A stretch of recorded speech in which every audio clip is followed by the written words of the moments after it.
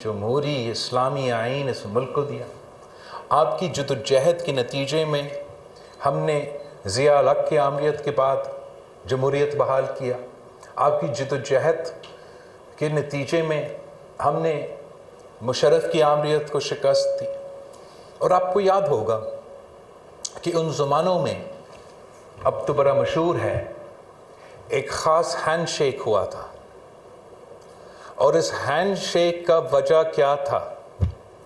وجہ یہ کہ آپ نے چارٹر آف ڈیموکریسی سائن کیا۔ وجہ یہ کہ آپ نے طے کیا کہ جو تمام کالا قانون ہیں آپ ہمارا آئین سے مٹائیں گے، اور 1973 کی جو آئین ہے اس کا اصل روح میں بحال کریں گے۔ تو وہ ہینڈ شیک ضروری تھا۔ وہ ہینڈ شیک اس لیے ضروری تھا کہ اگر اس کنسنسس کو توڑنا ہے، اگر اس جد و جہد میں کچھ گنجائش رکھنا ہے، تو ہمارا چیف صاحب کو ہم کھڑا کر دیں گے اور ریاست ہوگی ماں کی طرح۔ اور آپ نے دیکھا کہ کس طریقے سے پاکستان کے عوام کو اس سیاست سے نقصان پہنچا۔ میں تو شہید محترمہ بینظیر بھٹو کے الفاظ آج تک یاد کرتا ہوں۔ ہم دبئی میں بیٹھے ہوتے تھے تو بی بی کو آپ جیسے وکلا، پی ایل ایف کے وکلا، پارٹی کے وکلا کال کرتے تھے کہ بی بی ہم نے چیف تیرے جانثار بے شمار بے شمار۔ تو بی بی ان زمانے میں کہتی تھی، میرے سامنے کہتی تھی کہ اگر ججز نے سیاست کرنا ہے، مجھ سے بات کرنا ہے،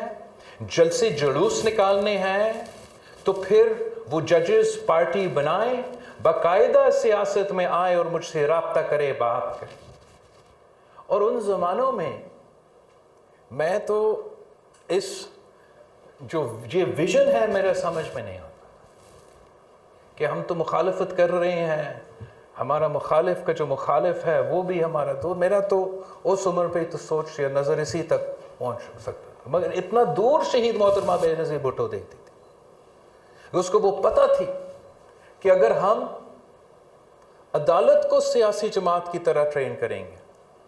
عدالت سے سیاست کی امید رکھیں گے، تو اس کا نقصان آپ کا جمہوریت کا ہوگا، آپ کا آئین کا ہوگا، اور سب سے بڑھ کر ہمارے عوام کا ہوگا۔ آپ کو معلوم ہے کہ آپ کی 18ویں ترمیم میں شہید محترمہ بینظیر بھٹو کی جو وعدہ تھا کہ ہاں ہم 1973 کی آئین بحال کریں گے، ہم آمریت کو ختم کر کے جمہوریت واپس لے کر آئیں گے، ہم پارلیمان کی بالادستی کا بندوبست کریں گے، مگر وہ ناانصافی جو آپ نے دیکھا ہے،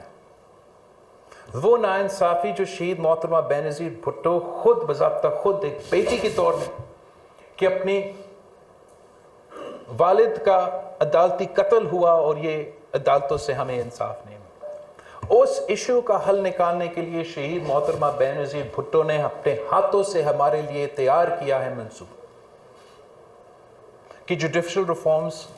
ہونا ہے۔ آج کا کانٹیکس میں نہیں، افتخار چودھری بھی افتخار چودھری نہیں تھا تب، وہ ان زمانوں میں پی سی او کے مطابق مشرف کے عدالت کا چیف جسٹس تھا جب سی او ڈی سائن ہوئی۔ تب شہید محترمہ بینظیر بھٹو کی یہ منصوبہ بنی کہ اگر ہم نے پاکستان کے عوام کو انصاف پہنچانا ہے، اگر ہم نے اپنے عدالتی نظام درست کروانا ہے، تو پھر ہمیں ایک کانسٹیٹیوشنل کورٹ قائم کرنا پڑے گا، اور وہ کانسٹیٹیوشنل کورٹ کا ذمہ داری ہوگا کہ جو سیاسی کیسز ہیں، جو آئینی کیسز ہیں، جو questions of law pertaining to the constitution ہیں، وہ ہمارا شہید محترمہ بینظیر بھٹو کی ویژن کے مطابق کانسٹیٹیوشنل کورٹ کا ذمہ داری ہوگا۔ جو ججز کا اپوائنٹمنٹ کا پروسیس ہے، جو آپ سب کو یاد ہوگا کہ پہلے تو آئین کے مطابق وزیر اعظم کی مرضی، پھر obviously شہید محترمہ بینظیر بھٹو کی حکومت تھی 1993 سے لے کے 1996 تک، تو یہ فیصلہ کیا گیا ایک جوڈیشل ڈیسیجن سے کہ اب وزیر اعظم کی مرضی نہیں چلے گا، اب ہوگا مرضی چیف جسٹس کا۔ ساتھ ساتھ جب آپ نے اس کو درست کرنے کی کوشش کی 18ویں ترمیم میں کہ باقی دنیا میں ہم یونائٹڈ اسٹیٹس کو دیکھتے ہیں، وہاں تو پارلیمان بیٹھتا ہے، ان کا کانسٹیٹیوشنل کورٹ کا، ان کا سپریم کورٹ کے ججز کا باقاعدہ انٹرویو ہوتا ہے، اس بات پہ نہیں کہ آپ کون سا سیاسی جماعت سے تعلق رکھتے ہو، آپ کا سیاسی پوزیشن کیا ہے، اس بات پہ کہ آپ کا جورسپروڈنس، آپ کا لا کے مطابق آپ کا فلسفہ کیا ہے۔ ہمارے ہاں کیا ہوتا ہے، پارلیمنٹ نے ہمت کیا ایک دفعہ کہ یہ فیصلہ ہوگا عوام کا، یہ فیصلہ ہوگا پاکستان کا پارلیمان کا کہ کون بنے گا جج، اور وہ ہینڈ شیک والا چیف جسٹس نے کہا کہ مجال ہی نہیں ہے، پارلیمان کا پورا 1973 کے آئین کا بحال کرنے والا 18ویں ترمیم کو میں ہرا دوں گا اگر آپ نے